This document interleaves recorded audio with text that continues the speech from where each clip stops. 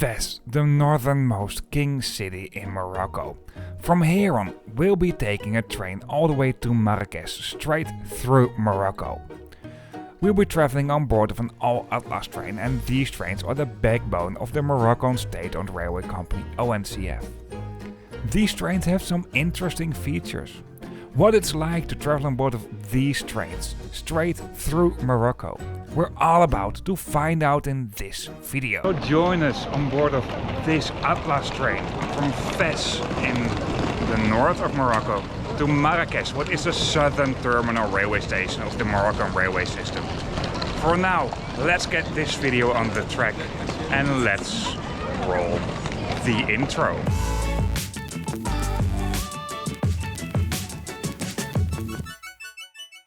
Fez, the northernmost king city in Morocco, where history, culture, intertwine in a vibrant tapestry of sights, sounds and experiences. We stayed here in a beautiful riad in the old Medina, what is absolutely worth visiting. The railway station is located at the new part of the city. You can take public transport, but we took a taxi for this, what was a little bit easier. Actually, I don't know exactly how the bus system works here. And this here is the railway station of Fez, what is in a beautiful Arab architecture. But when it comes to this, the railway stations in Morocco can really surprise you in a really positive way. There will be more videos coming up. This is definitely not the biggest railway station in Morocco, but it's absolutely not a small railway station either. In terms of shops, there's not that much around here. Around the main concourse you'll find some shops and mainly railway related services. Screens all over the railway station do host information about departing and arriving trains. This is in Arabic and French. English is not that well presented over here. This here is the composition for our train today. Before you can go to the platform, your ticket will be physically checked. It's not a real ticket check, it's more to guide you to the right platform and to check if you have booked for the right train and date. You can take the underground passes to the platform, at least if you don't have a train that departs from track number 1, or you can take the overground passage that's a little bit more at the side. Fez is, when it comes to the Moroccan railway infrastructure, quite an important railway station. This is not a junction or so, but trains that move eastbound from Fez will change the engine over here and will continue with a diesel-powered engine, so diesel-powered locomotive. This map shows the railway infrastructure of Morocco. As it is at this moment, Morocco really wants to expand their railway infrastructure as well, so there might be new lines coming soon. On the section Fez Casablanca you find many trains. Direction eastbound from Fez, you will only find 4 trains per day in each direction, so 8 in total.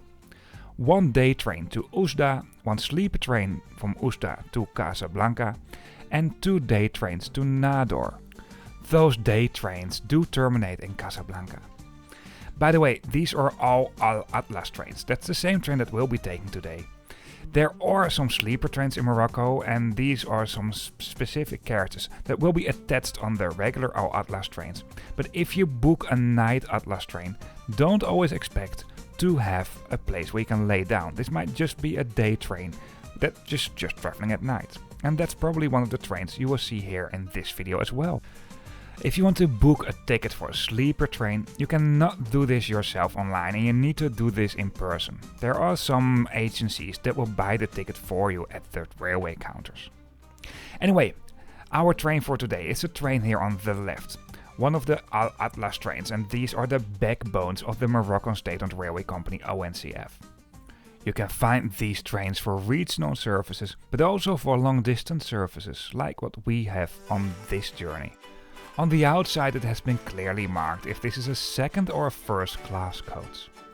Also, the carriage numbers have been clearly displayed near the entrance doors. Tickets for these trains do always come including a seat reservation. You don't have open tickets. In general, trains in Morocco are very well occupied. It's one of the most common ways of transportation. However, trains are never fully full, so well, you can try to buy your ticket last minute, but take into account that the train you want to have is fully booked. If you really want to be sure you have the train on that specific day, I advise you to book a flexible ticket so you can change it afterwards. These are locomotive hauled trains.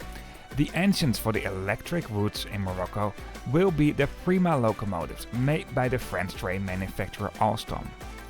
The second generation of these locomotives, what are also being used in Morocco, can only be found in India, Morocco, Azerbaijan and Kazakhstan. These are just very powerful engines and they are great for the hard work they need to do in the hot Moroccan temperatures. I hope you like this video so far. If you do so, or if it's a helpful video to you, please give me a thumbs up, I really appreciate that. If you have some questions, some feedback, some comments, and if you just want to say hello, feel free to leave a comment. And if you'd like to see more trip reports about more sustainable ways of transportation, the main focus for this channel is cross-bordering and or long distance travel, then hit that subscribe button if you haven't done this already. For now, let's continue with this video. For this journey I was traveling in first class, and therefore I start off by showing the first class. The trains I had only had compartments for this. These are 6 people compartments and the seats are really comfortable. For the window seats, you find a table at the side. You can fold out to make it slightly bigger, and under the table there's a small litter bin. The headrests can be adjusted and the same thing counts for the armrests. You can recline these seats a little bit, and even though it doesn't seem that much, the comfort level for these seats is really good. I really like these seats. Even though in general I'm not a big fan of compartments. There is an extra light at the middle of the compartment and there's a button for this right above the entrance doors. But apart from that, all seats do have a personal reading light.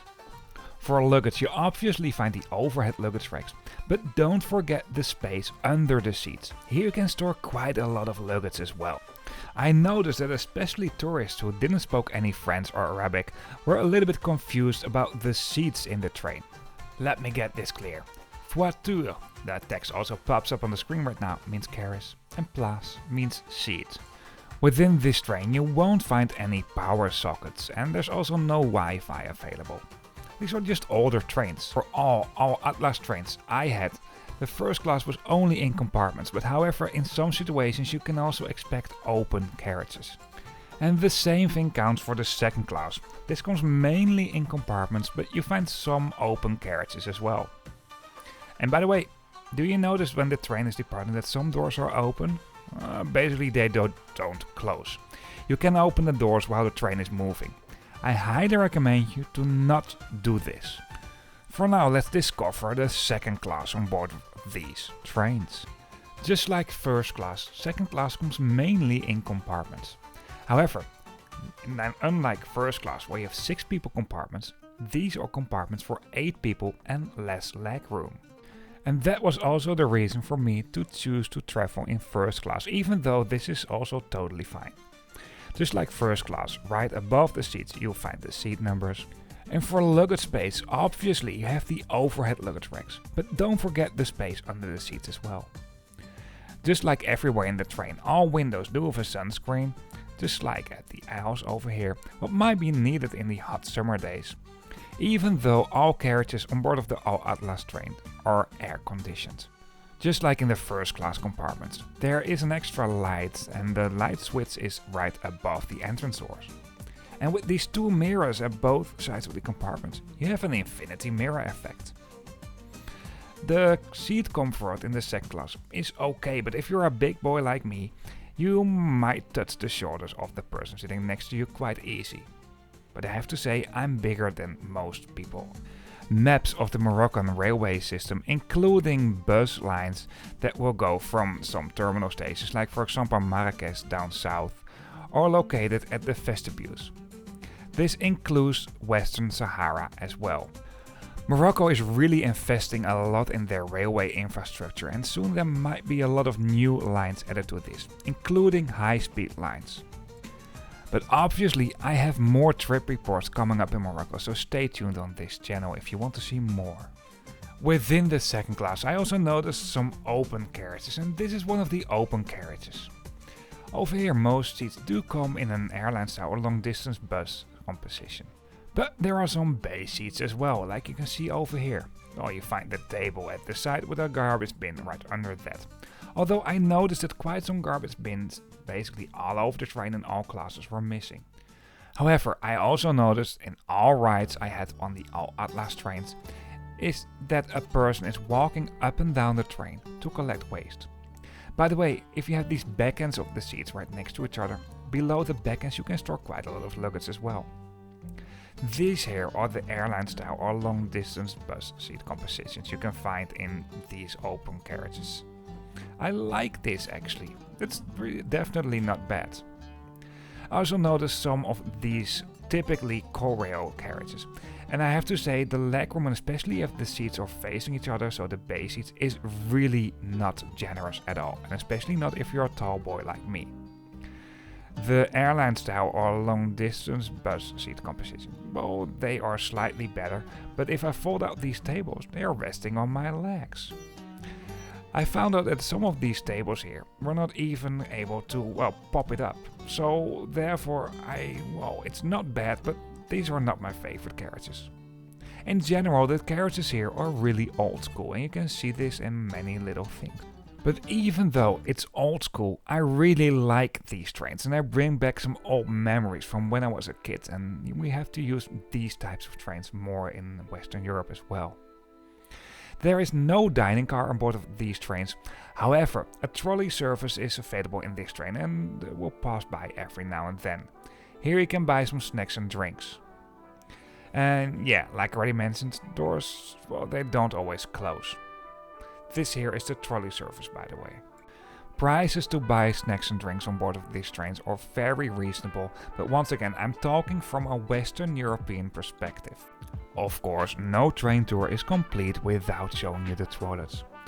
The toilets on these trains are not the newest and the most fancy toilets. That's at least I can say, but in general they were clean, although it looks not too clean, I have to say. It's just old. If you find a toilet that's not super clean, just move to the next carriage and there you might find a cleaner toilet, or a toilet that is functioning, because not all toilets I noticed could be locked, for example. And if you do your business at the toilet, the train will be slightly lighter because you dump everything straight at the railroad track. Because these trains are being pulled by a locomotive, you have these great views from the back of the train, and I absolutely love that. Although for this journey I didn't spend that much time at the back of the train, simply because the first class was located right at the front of the train. And even though it wasn't that busy at the beginning of their journey, later on it got pretty busy. By the way, for tickets, you can book them online in advance via the website of ONCF. It pops up on the screen right now. You have basically three types of tickets: non-flexible, semi-flexible and flexible. Non-flexible, yeah, we have to book these tickets early because, well, there's a limited number of those tickets available.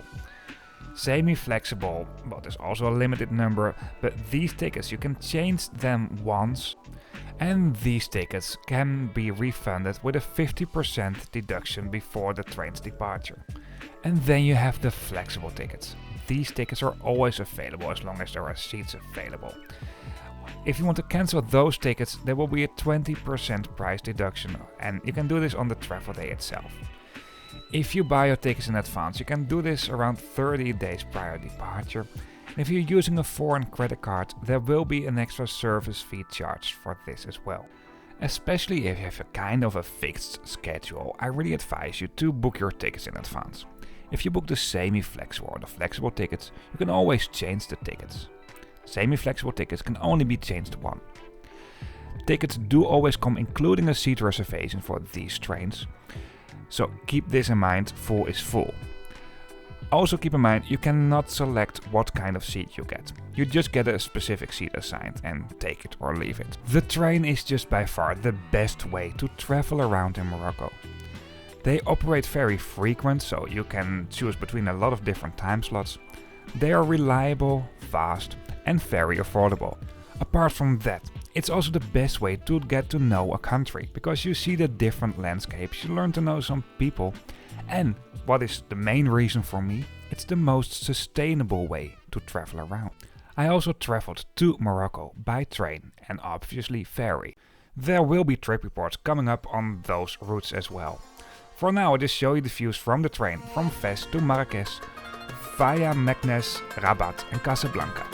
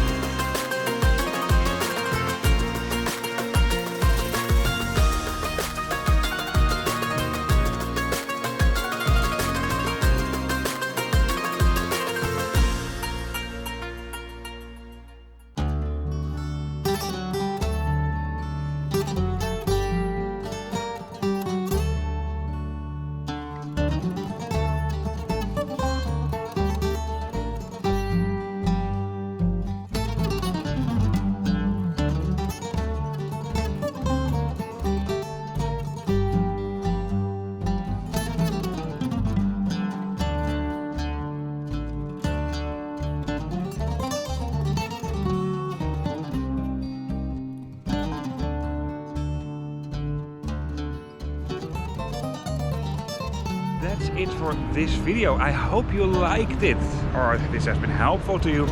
Once again, if you did so, please give me a thumbs up. I really appreciate it, and this helps to grow the channel and to convince more people about a more sustainable way of transportation. Also, if you have some comments or feedback, let me know in the comment section. And if you'd like to see more trip reports about more sustainable ways of transportation and you haven't subscribed to the channel yet, please subscribe to the channel.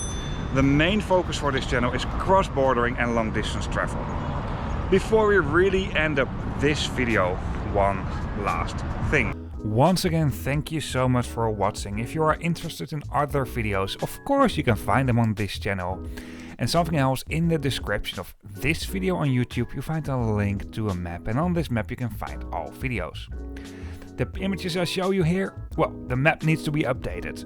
See you on the next video.